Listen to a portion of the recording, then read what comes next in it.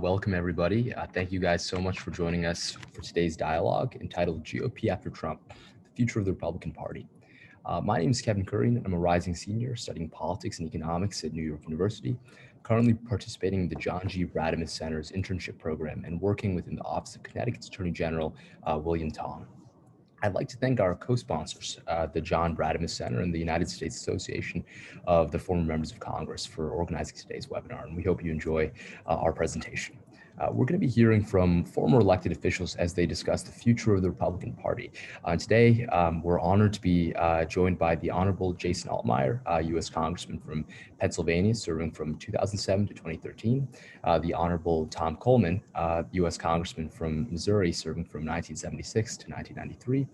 The Honorable Barbara Comstock, U.S. Congresswoman from Virginia, served from 2015 to 2019. And last but not least, the Honorable Charlie Dent, U.S. Congressman from Pennsylvania from 2005 to 2018. I'm going to be co-moderating this discussion with the Honorable Ron Christie, a former special assistant to President George W. Bush and a deputy assistant to Vice President Dick Cheney. Professor Christie is also a lecturer at NYU, Washington, D.C. He's come to speak in several of my classes. It's always a treat to hear from him. He's also an advisory member, board member to the Brademas Center. Thank you guys again for attending, and please feel free to use the question and answer button at the bottom of your Zoom window to pose questions. Now I'll hand things over to my co-moderator, Ron Christie. Kevin, thank you very, very much. It's good to see you, and thank you to all of you who are joining us today. And what will be a very lively and informative discussion about the future of the GOP following Donald Trump. And I'm certainly honored not only to be a member of the Brademas Center board, but to be here with three friends, people who I've known on both sides of the political aisle, two of whom I've known for about 20 years. And so it's going to be a lively and honest and candid conversation with the likes of Charlie Dent, Barbara Comstock, and Jason Altmaier. So let me begin, and I'm actually going to start with Congressman Altmaier, who is our lone former Democratic representative to Congress. And you know, Jason, as you look and see what is going on with the GOP post Donald Trump, post this election, and of course we'll get into this a little bit later, post January 6th, what do you see as the future of the Republican Party now that the 45th president of the United States has ceded the floor to the 46th? I would say, first of all, thank you, NYU, for having me. Glad to be a part of the discussion. I would say that it's obviously it's not the fact that we are post President Trump. He is not the president anymore. He did not win the election, and he has moved into a different capacity as a former president. But he still, as far as the GOP is concerned, I think is viewed as overwhelmingly the leader of that party. And what he says to his the folks who follow him around the country has a direct impact on the election of these members of Congress that we're talking about. And members of Congress, this will be a recurring theme throughout today and is just generally true in whatever discussion you're having. Members of Congress pay attention to their own reelections. They're interested in continuing to hold the seats that they currently hold for the most part. So to the degree that former President Trump is able to influence elections in 2022, is able to position himself as a potential candidate in 2024, still looms very large over the Republican Party. And we'll talk more about it. But the fact that he is still very much part of the scene is, I think, a problem, a huge problem for the Republican Party, because they're going to have to figure out a way to appeal to voters without having to follow everything that former President Trump would like them to do. And it's a dilemma that they just can't seem to get past. Congresswoman Comstock, what's your take? Well, I would agree. And I do think that members like Liz Cheney and Adam Kinzinger, who had a wonderful interview in the New York Times, I think it was just yesterday, they've really stepped out, and it's not partisan. You know, when people, this isn't about whether you're a Democrat or Republican. the fact that Jason and I agree doesn't mean we agree probably on a lot of other things, but this is fundamental about democracy, accepting the results of elections and not consistently telling the body politic lies, which has been what Donald Trump has now done for 6 months. And I guess it's our 6-month anniversary here of the January 6th insurrection. So I think both history, but also in the long term, politics in general, the American people will reward those who step up at this difficult time and are willing to speak truth to the voters. I think in the short term, it's probably easier to be a Stephen Douglas than an Abraham Lincoln. Obviously, over this weekend, I was reading a great new book that's out this year, The Agitators, which is about 3 friends in upstate New York who were fighting, who were suffragists and abolitionists, and they obviously had the long-term view. History rewarded them, even though in the short term, there were a lot of failures along the way.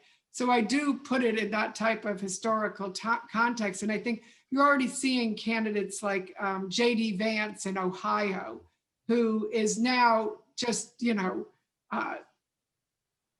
doing contortions to disagree with himself just a few years ago and say, oh, gee, I had the wrong judgment of Donald Trump in 2016. And now, and I've renounced all of that. And it's so obviously craven that even for people who might believe the big lie, they aren't going to buy that. So I do think it's going to be better to be authentic and to be honest.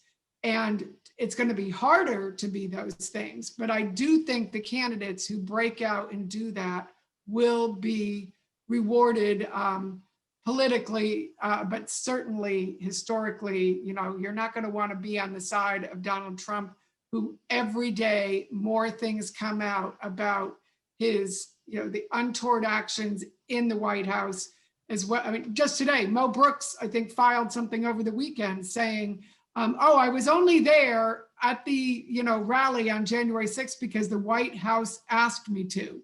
Well, doesn't that show you exactly why we need to have and he's the one who said, we got to take names and kick butt, and was, really kind of inciting that mob just the way Donald Trump was. So I think every day, every week, every month, more bad facts are going to come out for Donald Trump, and those who are standing by him now are going to regret it. And Congressman Dent, finally to you before I hand it back over to Kevin. Same question, but a different wrinkle here. You're one of the few former members of Congress who actually endorsed Joe Biden to be president of the United States, along with my former boss and friend, Governor John Kasich. And I just wonder, when we look at the future of the party, is the future of our party with moderates like ourselves actually endorsing Democrats rather than the standard bearer that we had in the last election?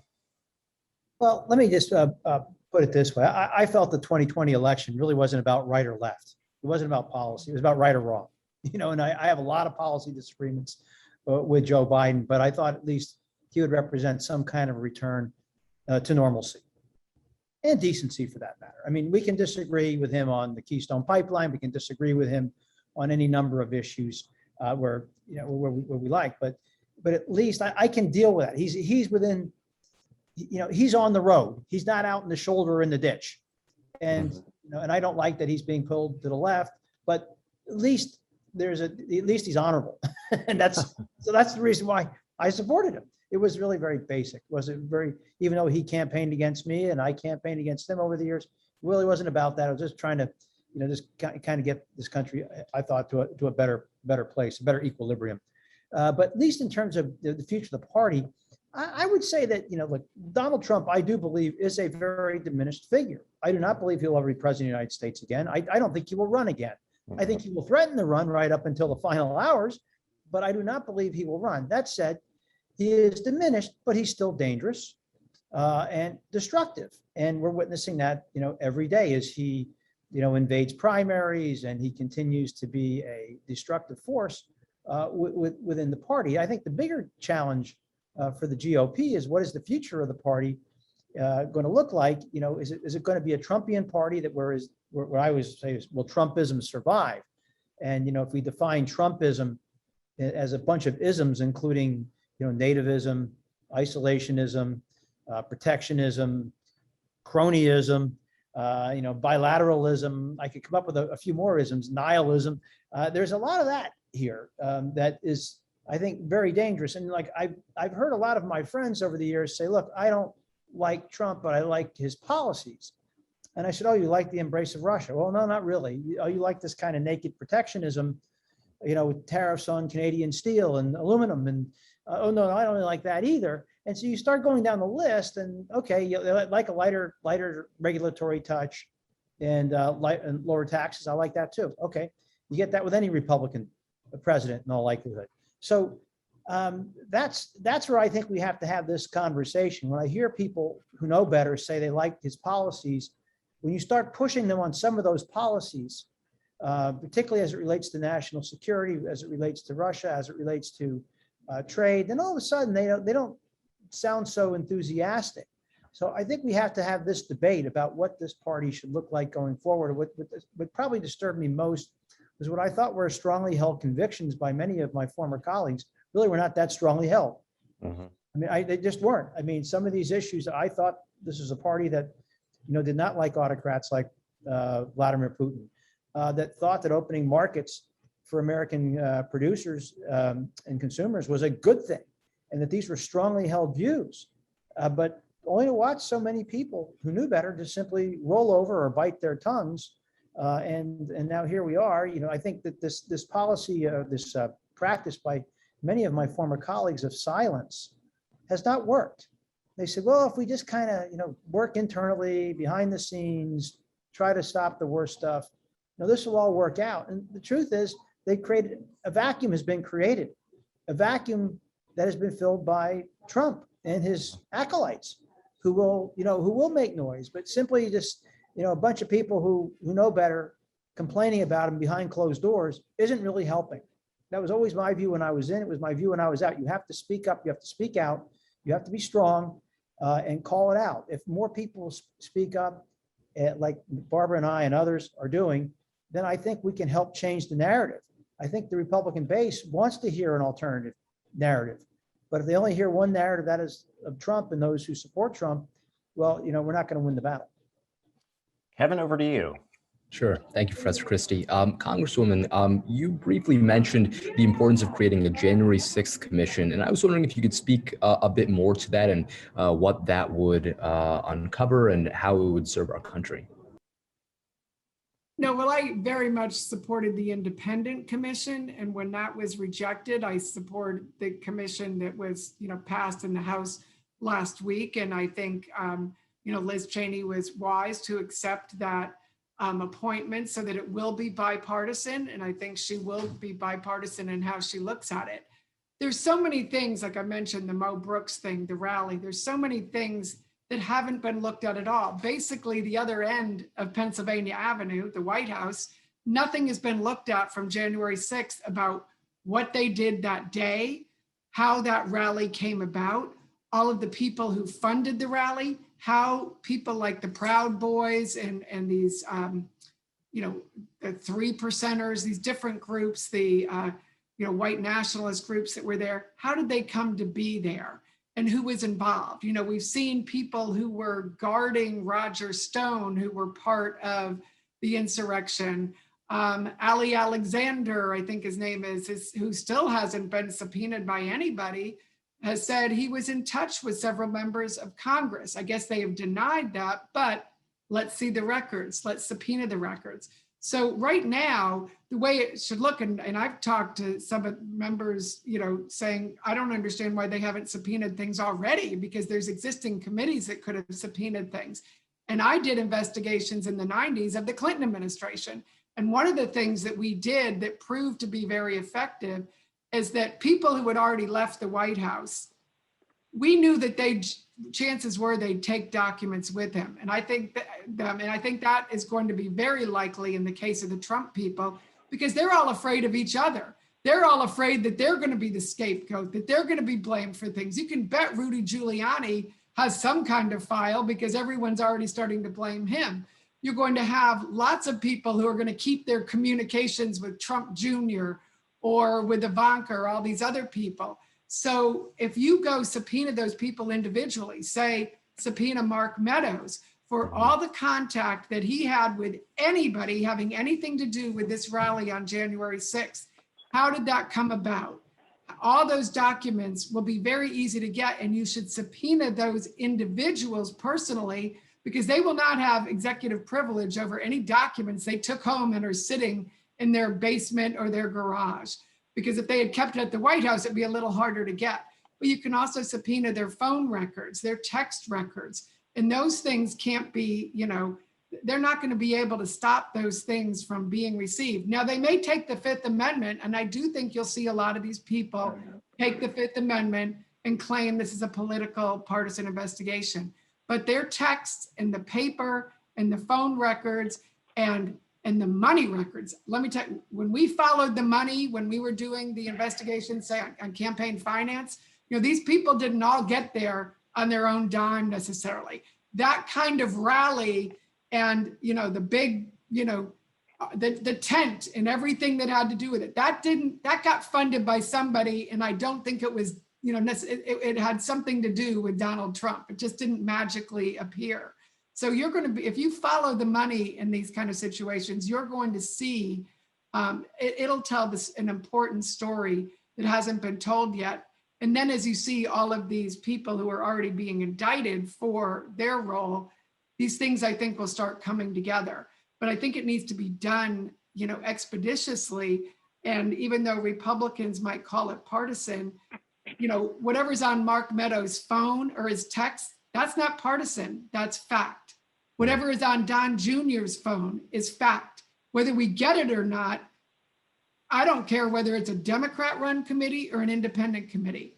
History needs to have that information.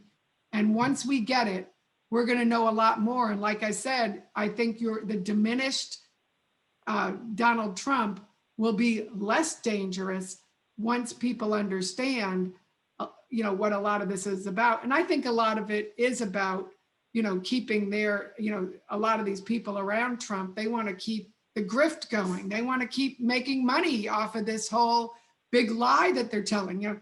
Look at the emails that come out every week from Republicans are all like, we got to help Trump, stop the big, to tell what happened, the November 3rd movement. And these people are all making money off of suckers who are out there sending in their $25 and $50 donations every month because they've been convinced the election was stolen. So that's why I say to my Republican colleagues, you have people who are continuing to be victims of Donald Trump and his,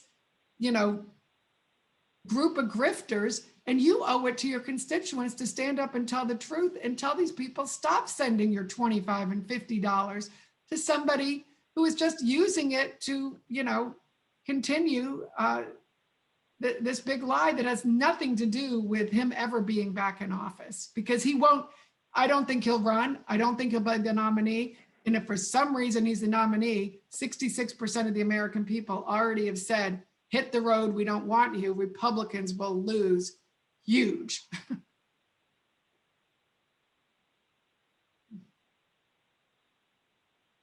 Congressman Altmaier or Congressman Dent, would any of you like to respond to the question as well?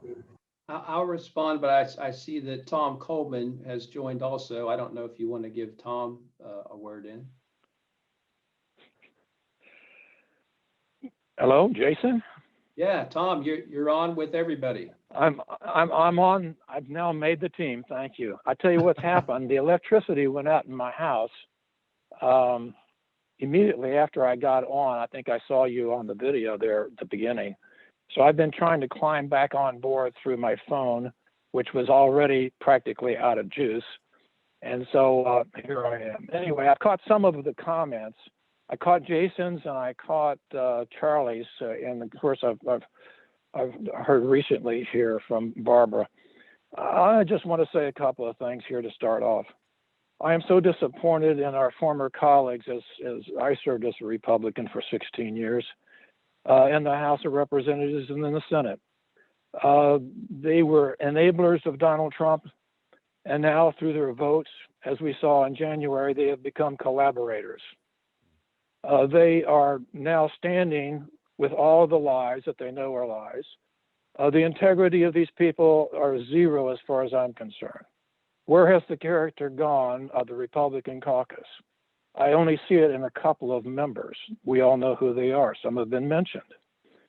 But those of us who think that the Republican Party is able to be resuscitated after its near-death experience with Donald Trump, I believe are just throwing it out to the wind, because it's not going to happen. When you have 60 to 70% of the makeup of a party, not the elected officials, but the makeup of the party, I'm not talking about the base, you've lost the base, but the 50 million people who voted for Trump who are not part of the base. Why do they believe, so many of them, in the lies, in the misinformation? What's the matter with what we would consider, and I consider people on this panel who were Republicans or are Republicans, I'm no longer a Republican, traditional Republicans, not extremists, not bomb throwers, not crazies, but traditional Republicans. That's the party that I joined 50 years ago. It's not the party of today, and we have to recognize it's not the party of the day. One that embraces white supremacy, whose states all over the United States controlled by the Republican Party are trying to suppress voting and actually trying to give it up to the state legislators to decide if any fraud was found in their elections. And if there was found fraud, then the legislature will figure this all out and determine who the winners are. I know all of you on this panel, and I know you've all had a lot of experience in foreign policy and foreign affairs. In the days when I used to travel to Moscow as a member of Congress and meet with the communists under the USSR, and also as a different country as Russia, this is their system. It's not our system, and it shouldn't be the Republican system, but they've adopted it.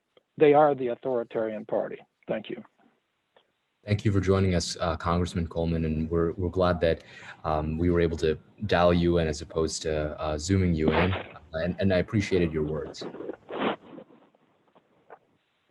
I would add, I think what Tom said is indicative of something that I like to have people think about whenever you get into, whether it be a Thanksgiving Day discussion about Donald Trump or whatever it might be with a diverse group of people.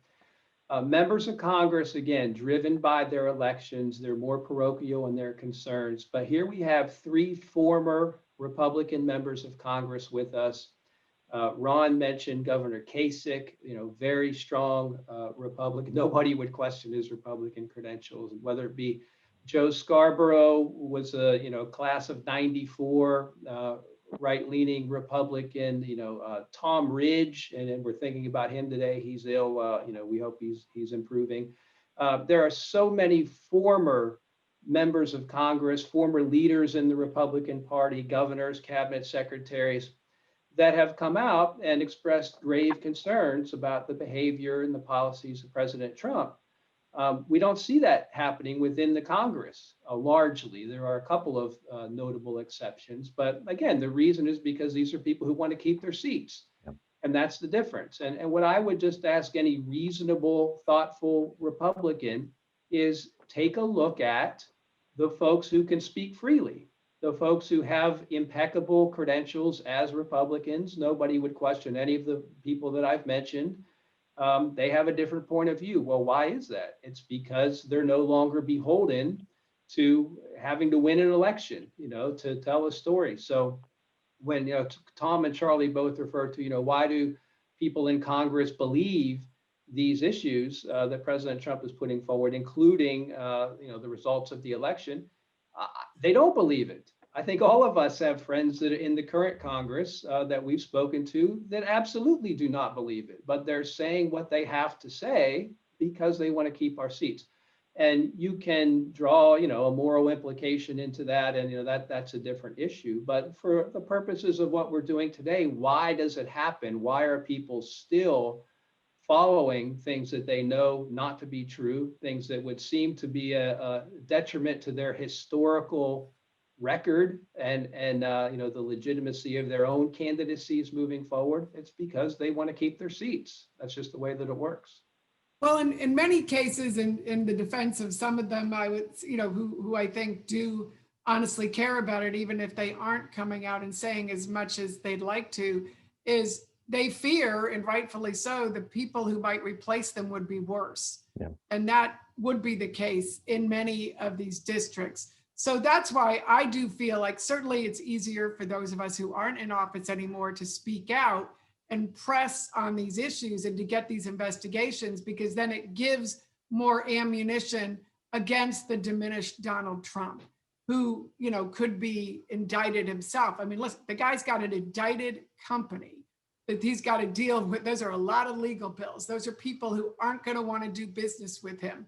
He already had a lot of business problems. You go, I don't think there's a lot of activity at the Trump Hotel in Washington, which he was already trying to sell before the election came out. So this is somebody who is diminished, but as we know, asymmetrical threats can still be very dangerous. So while he's diminished, he still is dangerous, but that's why, I think the Adam Kinzingers and those who stand up against them are going to be stronger than those who, like the JD Vances or the Max Miller. He went and Trump did that big rally in Ohio, and he barely mentioned Max Miller. And a lot of the people there weren't even from Ohio, people who were sort of groupies who were going to follow the concert around. So those people aren't going to be, doing much for the election of Max Miller. And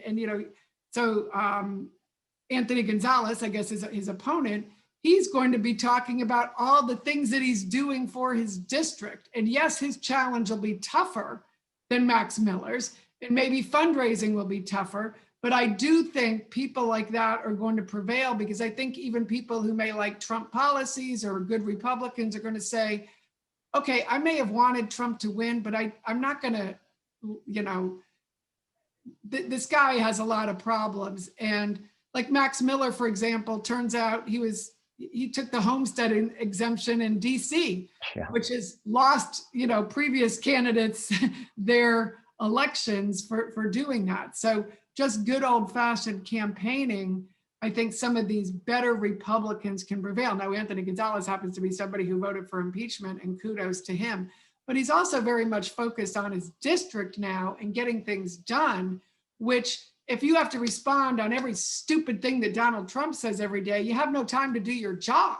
because he and his, and Marjorie Greene and Lauren Boebert and Paul Gosar and Matt Gaetz, they say so many stupid things every day. You cannot keep track of them if you're a member of Congress trying to work for your district and get, get people back to work in your district, get the kids back to school, help on the infrastructure in your district.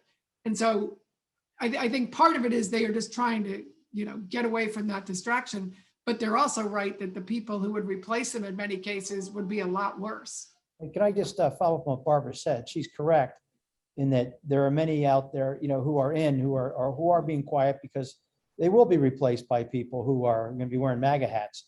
And the truth is, so I've been saying since 2017 that the litmus tests in the Republican Party have changed. Yeah. They have changed. I said in 2017, the litmus test was no longer about any particular policies or ideals or values. It was about loyalty to one individual. That was it. And that's certainly the case now. And so as sympathetic as I am to Anthony Gonzalez and Liz Cheney and other of my friends, and of Kinzinger and others, Fred Upton, who voted to impeach, I mean, sadly, their primaries anyway are not going to be about as much what they've done in their district and the good things that they're doing in office legislatively. It's going to be about this loyalty to Trump.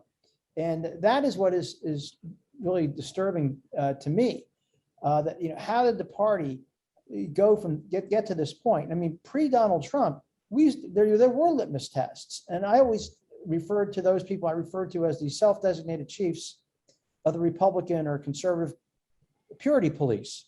And they would tell us what it meant to be a good Republican, that you needed to be pro-life, pro-gun, anti-tax, free trade, and a whole list of things that you needed to be for or against. And then they would say, if you were somehow deviated from doctrine, you were a rhino or a squish. So I was always a rhino or a squish because I deviated. And now those same people, who were these self-designated chiefs of the purity police, they just rolled over, and they've adapted their principles to Donald Trump, which to me is so stunning. That they have just rolled over, and now, of course, it's not about any of those. Again, these principles or their viewpoints were not very strongly held. These people simply want to monetize, their politics. This is all about money. These guys have changed because they can raise money by being loyal to Trump. Being opposed to Trump is costing them money. This has nothing to do with values or principles. It's about the monetization of politics. In this case, you might want to call the illiberal politics of the day, or some would call conservative politics. This is illiberalism at its worst. That's what they've done. They've monetized it. It's about the money. But some of these candidates are so bad that Trump is endorsing. Remember we had Chris Kobach in Kansas, the only Republican who probably could have lost a seat.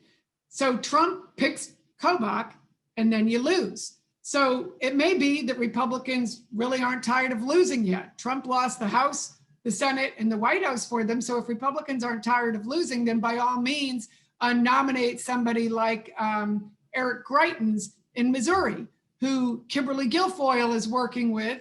He's trying to get a Trump endorsement. If Republicans nominate him, it's expected that a pretty strong Democrat, Jay Nixon, could come in, and then you can beat a very flawed candidate. You do have this assumption among a lot of Republicans that if you're in a red state or a red district, you can't lose, so it doesn't matter who gets endorsed. Well, Trump endorsed Kobach. He went by the way. We lost a seat in Alabama when Trump supported Roy Moore. He lost anyway. In Mark Sanford's seat in South Carolina, Trump went in there and supported Mark Sanford's opponent, and she lost in the general. So sometimes the really bad candidates, Trump can get them to win the primary, and then they lose in a general. So we may see some of that if that happens, because in the seats that get you to the majority are those kind of seats. Now, in these very red districts, you could get some really bad people too, and maybe they might win. So that's why you have some of these people fighting to not let the really bad, we don't want more, Paul Gosars or Matt Gaetzes in there. But I do think, if you go and look in Marjorie Greene's district, I certainly hope that in a district of 800,000 people, that there's somebody who's not a total idiot like her who wants to run and say just somebody who is even, hey, I voted for Trump. They can say, I'm pro-life, I'm for all these things, but I'm not going to embarrass you. And by God, I'll be on a committee, maybe the agriculture committee, and I can do something to help my district. So at a certain point, some of these people, Marjorie Greene's never going to pass a bill. Paul Gosar, I can't think of anything he passed. These people are losers at the end of the day who get nothing done for their district besides going on TV and, embarrassing their districts. So I do think some of that will wash out. Maybe it's going to take a few more cycles. Maybe Republicans are going to have to lose more, in places like Kansas and Missouri and South Carolina, before they wake up and say, well, wow, maybe, all these, isolationism and nationalism and just plain stupid, embarrassing candidates aren't the way to a majority. Well, we used to have, I guess the legacy of Donald Trump is the lowering of standards in many respects. There was a time when people like, Marjorie Taylor Greene, for the things she had said, these were career-ending statements that she had made, or even Matt Gaetz. Again, he's alleged to have been involved with some, sex trafficking or underage women or whatever. It used to be that people who got in this kind of trouble usually kept their mouths shut and were very quiet pending the outcome of these investigations. Not anymore. These people wear their notoriety as a badge of honor. And you may remember, I was chair of the House Ethics Committee. It's not a position I volunteered for, by the way, but to serve on that, I could tell you, I witnessed probably in my time my 14 years, about 14 members of Congress, and I probably am missing one or two, who resigned from office due to scandal or embarrassment, in some cases criminal behavior. But that's what happened. That the leaders in both the Republican and the Democratic side, Nancy Pelosi had conversations with Eric Massa and Anthony Weiner. John Boehner had conversations with Mark Foley. That was actually Hastert. But there are people that we had people like that. You may remember there were one member left office because of Mark Sauter because of marital infidelity with a district staffer. I mean, he committed no crime. He had a consensual relation. He left office. And we had others like that. One in Florida for use of illegal drugs, Republican member. I mean, I go down a long list of members who resigned because they didn't want to bring further embarrassment upon themselves, their families, or their constituents. And the leaders, in this case, the majority, the speaker and the minority leader would talk to their members and say, boy, if this stuff is true, you might want to sign that resignation letter on the desk. Or Trent Franks was pushed out, you may remember, because of allegations of, surrogacy. I'll just leave it at that. I mean, but I'm just saying that this is what's happened. I mean, these standards. I mean, again, where's the standards? Somebody's got to enforce this. Kevin McCarthy pushed Steve King out. When he basically threw him off committees because of the racially incendiary comments he had made, but wouldn't do the same thing with Marjorie Taylor Greene.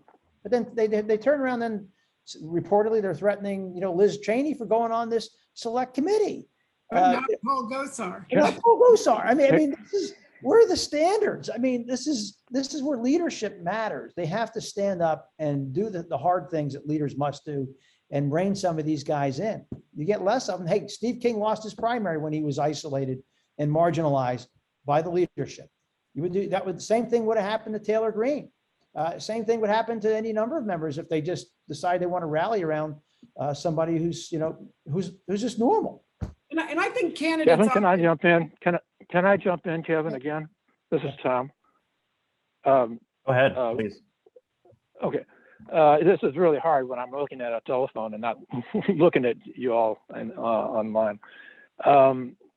Charlie, thanks for the rogues gallery that you just went through, which I try to forget all of these people. But anyway, you indicated that the problem is people are grifting off this or monetizing all this stuff, and that's follow the money.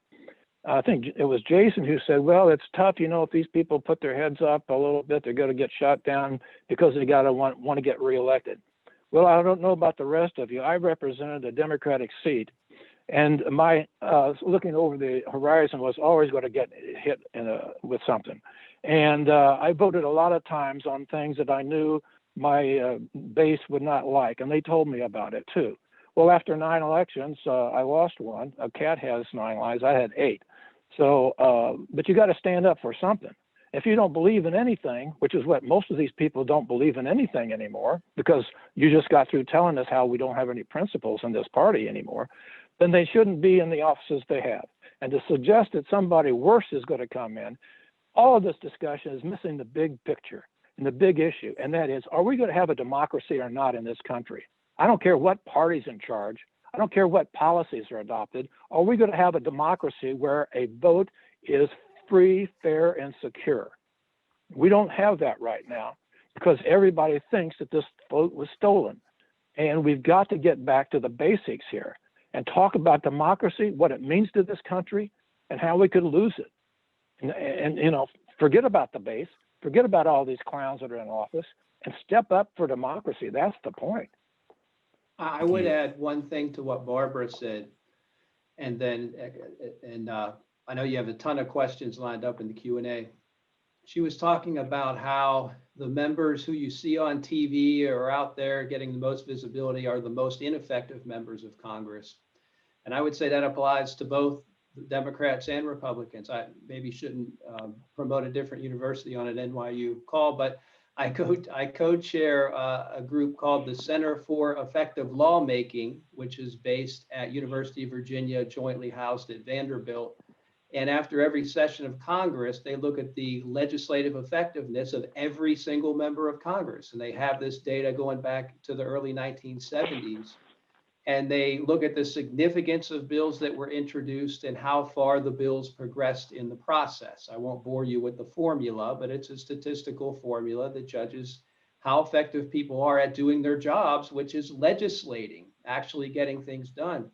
And what you find very clearly when you look at that is the people on the bottom, both Democrats and Republicans, are going to be very recognizable names. They're going to be the people you see them on the cable news channels, you know their names.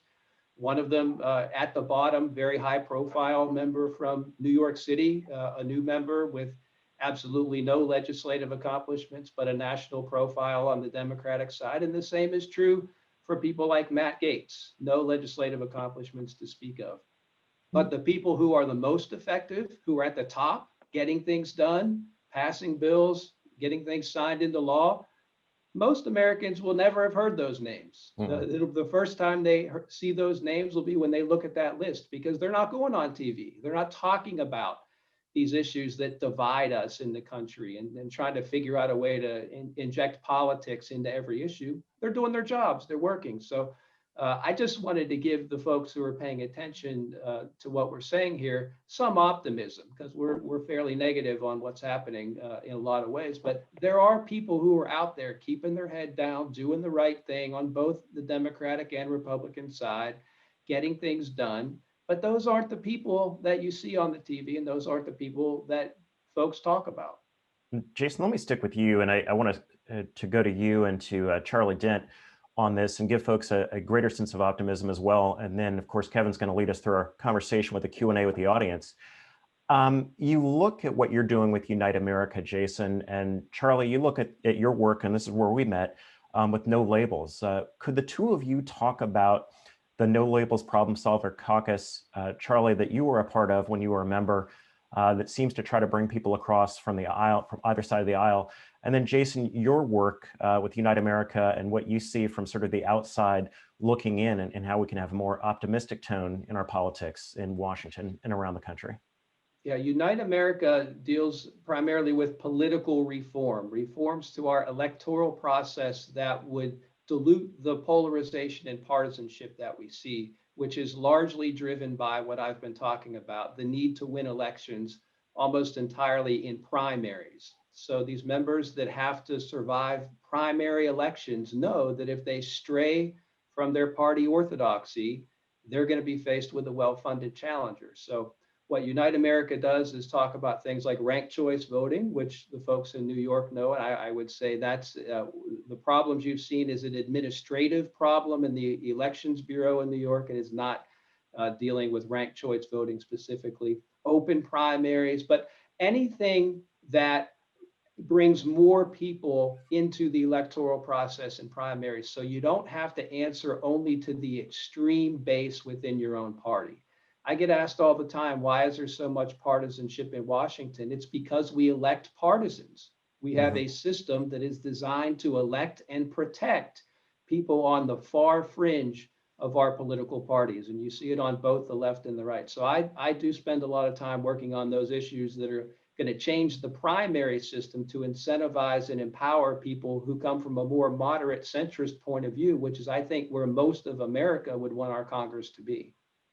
Yeah, the only thing I would add is that I got involved with the Problem Solvers No Label group. I was a founding member of the Problem Solvers Caucus.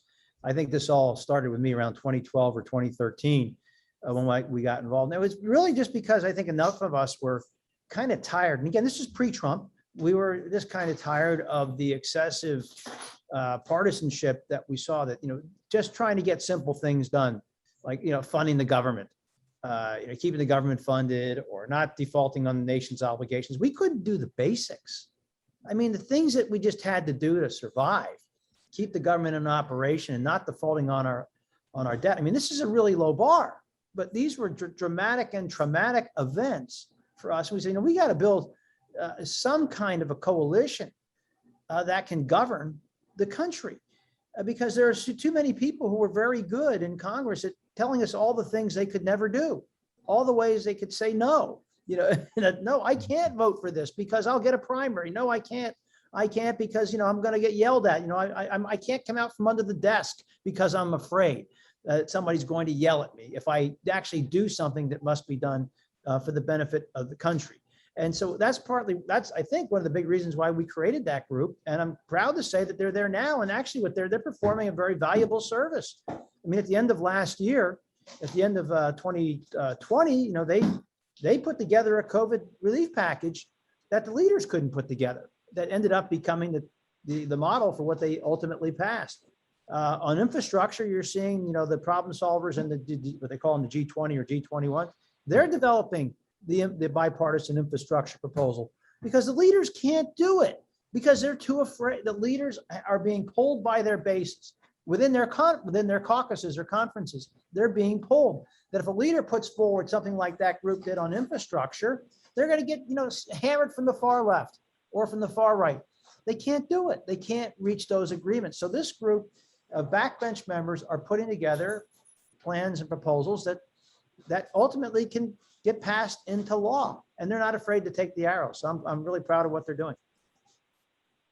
Thank you so much, Congressman. And now we're going to move over to some audience questions. I think a lot of them have been answered. We have more than we're going to be able to cover within our allotted time. So building off of what you said, Congressman Dan, about dysfunction in Washington pre-Trump, I wanted to ask you, Douglas wanted to ask you a question about whether the conditions that allowed President Trump to take over the GOP had been building up for a while before 2016, or whether you thought it was just a flash in the pan phenomenon. I don't know. I still am kind of at a loss to explain how he actually got the nomination. What Donald Trump did effectively, he tapped into an anger within the base. He did, and he channeled it very effectively. That's why he got through. Of course, the other candidates were all running for second place. They just thought that Trump would somehow magically implode and they would all become the beneficiary of that. And so they really didn't do what they needed to do to take him down. But I think Trump, he did identify, a certain grievance, a certain anger that exists, that has existed within the party for some time, and he exploited it. Typically though, presidential candidates, usually are trying to tamp down those angry, and I would often refer to as fringe elements. They try to kind of push them to the margins. Yeah, and both parties have had these types. They've always had these fringe elements, and you kind of marginalize them. But I fear on the Republican Party, and I think to a certain extent the Democratic Party, they're gaining ground. Within the Republican Party, they certainly have gained ground where, these people who are on the fringe, these are people who would show up at a state party convention and, they'd be kind of sitting out there behind one of those stands, like you kind of ignore them, you laugh at them, you walk by, but now some of these people are on the stage. I mean, a number of them are on the stage. That's the problem. They've taken, the failure has been to marginalize these wackadoodles and they fail to marginalize them. And that's what's happened now. That's why these other people have such elevated profiles, because the serious, hardworking members, I think have been too quiet for too long, and now we got what we got.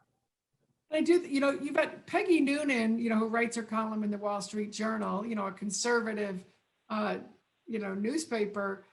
Back right before the Obama election, she wrote about this very problem and the device. I mean, this has been going on for longer than Trump. Trump was more, kind of the result of a lot of this going on. And I think it's people feeling that the elites ignore them, that they aren't, a lot of the, changes culturally as well as economically that leave groups of people behind or, make,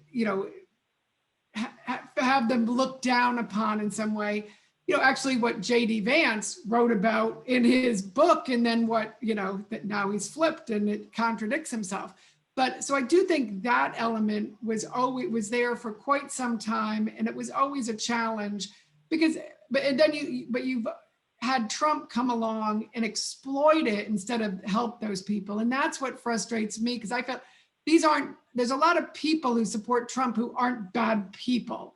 They are being exploited. They are being lied to. And because they are in desperate circumstances, you saw like CNN in their 2-hour special about the people who were storming the Capitol on January 6th. You had a mother with cancer talking about her veteran son, who was one of those arrested, who he sat in the basement listening to this garbage from Trump, listening from the things from Rudy Giuliani and all these, the grifter class. And because his life was a mess, he was an alcoholic. He was a veteran that had a lot of issues that he wasn't getting help for. And instead of getting help to somebody like that, what they do is they pour poison into them and make them think, you know, it's all somebody else's fault, instead of trying to use all the resources out there to get their help. And that's what grieves me, that there are people out there who have real issues and concerns, whether it's opioids or their veterans not getting the help they need. And then they feel like Trump has listened to them when others ignored them, but then they aren't getting help. They aren't getting the resources. They just feel like they belong to a group that ended up storming the Capitol. So it's sad that those people are exploited. So there's still that misunderstanding, say, of a lot of different people who are dealing with the changes in our society in different ways that we need to all be more open-minded to and walk a mile in their shoes, but let's not exploit them the way Donald Trump does. Yeah, Trump is more of a consequence than a cause. Yeah. Thank you very much. Now, Diana has a question. She references Senate Minority Leader Mitch McConnell's comments suggesting that he's not interested in working with the Biden administration. And Diana asks, you know, how can we fix Senate Minority Leader McConnell's opposition to working with the Democratic Party and the Biden administration? That's open to anybody, by the way. This is Tom again. Just to answer your previous question, which I'm not sure was thoroughly answered, and that is, how did Donald Trump get the nomination? There were 15 people running. I was in New Hampshire, and I was in Ohio, and I was in Maryland, and I was in Michigan for John Kasich, and I saw the polls all along the way, and he wasn't polling that much. But the fact is, the rest of the vote was all split away. So that's how he did it. And the people who were running that year should have figured out early on that some of them needed to drop out, and drop out soon, to coalesce around another candidate. That's history. I would want to say, first of all, that the Brademas Center and the Brennan Center at NYU, I'm an NYU graduate with a master's degree in public service. So I've watched and worked with some of these people, and I'm so glad that NYU is part of this broadcast today. But I just wanted to jump in and kind of answer that previous question a little bit more, because it wasn't the fact that Donald Trump was so, wonderful campaigner or anything else. It's that the vote was split 15 different ways. Yeah, and actually, I think Trump didn't win as much as Hillary lost also. And I think Trump himself undervalued that. And thank goodness he had the most incompetent chief of staff, Mark Meadows, who, to Charlie's earlier point of people and Jason's point of people who don't get anything done, Mark Meadows was a perfect example of that. And we should all be grateful he was there and helped Trump lose in 2020. I would just follow on the question that was asked most recently about Senator McConnell not being willing to work with President Biden. I would again say, part of the problem with the just extreme situation that President Trump has put everybody in, it kind of lets Democrats off the hook. The Republicans have, they have their issues, and we've been talking about it, but I don't think it would be fair to look at the Democratic Party and say, well, they're not partisan anymore, or they're not polarized, and they currently control all branches of government. But in the past, Ron certainly remembers this from President Bush's time. Democrats did not want to work very actively with him, and that's just the way politics works. That's not a pejorative statement. They were trying to win the majority in 2006. That was my class, so I'm familiar with how that rhetoric worked. But that, is it something that is only on one side? No. Is it something that has been taken to the far extreme of what's not only politically appropriate, but just appropriate for leading the country and trying to move us in a direction and get things done? It's probably worse today than it has been in decades, certainly. Thanks very much, Congressman. I think we have time for one last question. We have Tim from the UK asking whether Trump Republicans realize the damage they're doing to the US's image and reputation internationally. I was wondering if you could speak to how the Trump presidency diminished our role on the global stage.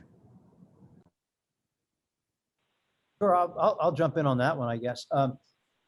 Yeah, I mean, again, never in my wildest dreams would I have thought that an American president would have been, bashing NATO the way he did. If it's a marriage, this is a marriage. It's actually a good marriage. Are there problems in the marriage? Of course, but no one should have ever been talking about divorce, and that's what he would do repeatedly. Over the 2% of GDP. This is an issue for some time, and we've been badgering the Europeans about this for a long time. But he would just he viewed everybody on the same moral plane.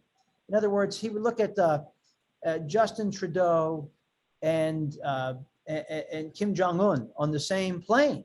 Everything's a bilateral negotiation. Forgetting the fact that Canada is a great friend and ally, and democratic, and Kim Jong-un's a murderous thug. He didn't distinguish, or Angela Merkel and Vladimir Putin.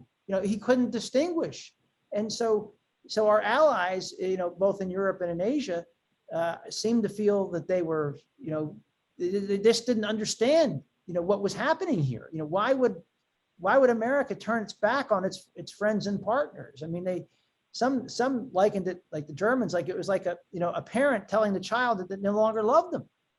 That's how difficult this was. So I think the damage, on the international stage has been very great. I mean, and it's going to take a lot of effort by President Biden and the next president, to reconstruct relationships that, President Trump simply did not appreciate the inheritance left to him by his predecessors of both parties, this robust system of alliances that has served this nation and our interests very well. And I just could never understand. And that's one of those, when people said they love Donald Trump's policies, I said, did you really like that?